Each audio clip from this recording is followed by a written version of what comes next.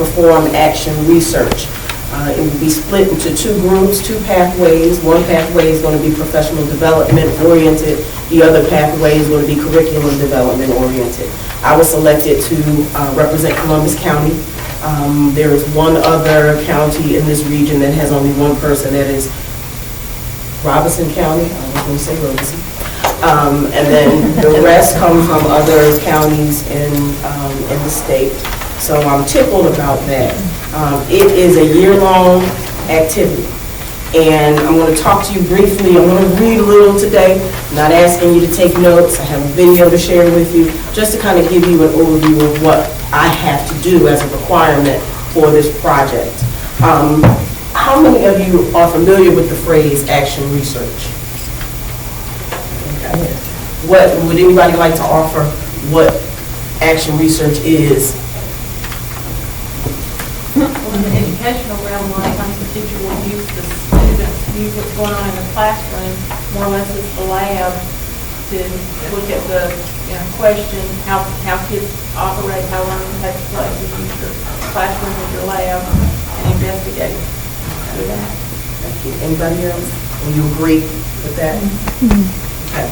Action research is just that. It is research developed for teachers. It is performed by teachers, principals, other stakeholders in the educational community for the betterment of the school. So it's not research that somebody says you have to do and they put your thumb on you, put their thumb on you and tell you it has to be done this way. It is simply driven by you, which makes sense because just like children, if you're interested, right, you're more likely to be more engaged. So all of us had to come up with an area of focus, okay? And that's the first step in the action research process. So my focus was working on differentiation strategies, particularly literacy and project-based learning, to affect student discipline and engagement. And I'll tell you a little bit about why I chose that. I chose that because, for several reasons. Last year, my fourth period was the most challenging class I've had in my 5 years of being here. And when I got down to what I thought was the background had to do with students who could not perform. This is my opinion, it's part of my hypothesis. Students who could not perform, were not prepared academically to perform, and so they were misbehaving. They were misbehaving in my class, they were misbehaving in other classes. There were students who needed additional things. There were some students who I think just had some other issue that I could not affect. But predominantly, I think literacy was an issue, okay? And of course, engagement. And if you can't keep most of them engaged, we're going to have difficulty educating.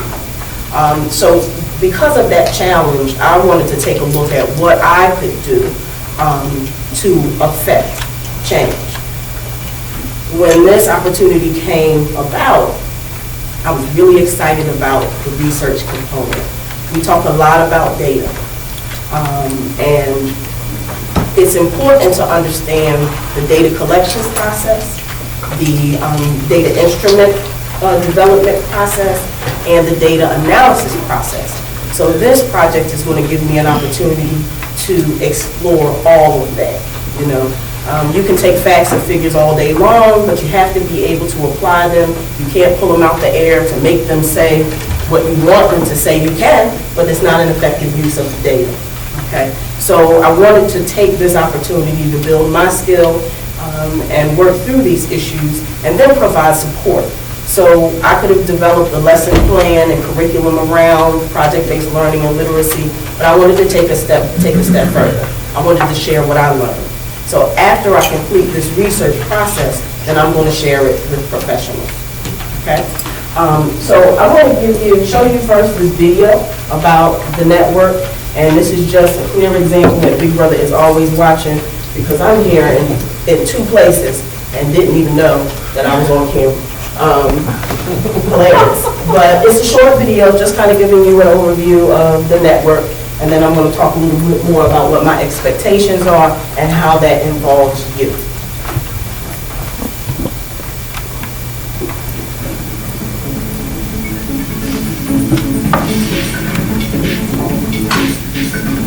June 30th and July 1st, 2014. Teachers selected to participate in the Governor's Teacher Network came together at the Sheraton Imperial Hotel in Durham for face-to-face training